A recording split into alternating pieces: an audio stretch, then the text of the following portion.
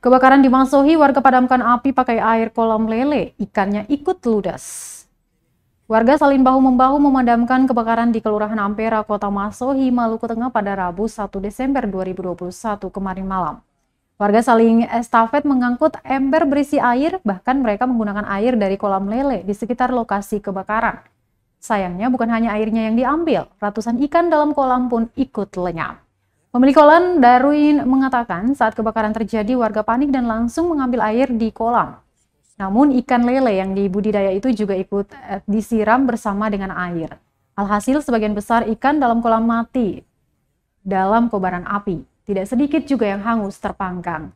Darwin mengaku ratusan ekor ikan lele itu merupakan usaha budidaya yang diperoleh dari bantuan Dinas Kelautan dan Perikanan Kabupaten Maluku Tengah tahun lalu.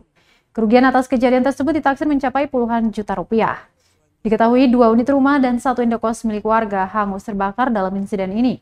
Hingga kini belum diketahui pasti penyebab kebakaran tersebut.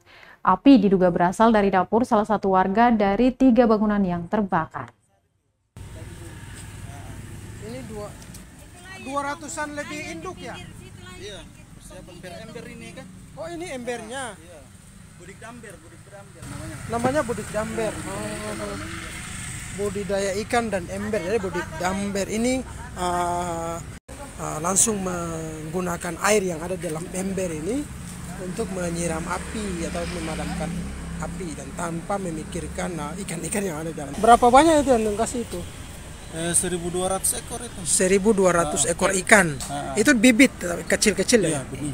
Benih. Masih benih Terus sampai sudah panen, kemudian sudah dijual-jual lagi. Oh sudah pernah panen. Sudah ini persiapan induk semua ini. Yang ini satu semua nih. ini kan sudah persiapan sekitar 200-an lebih sudah itu.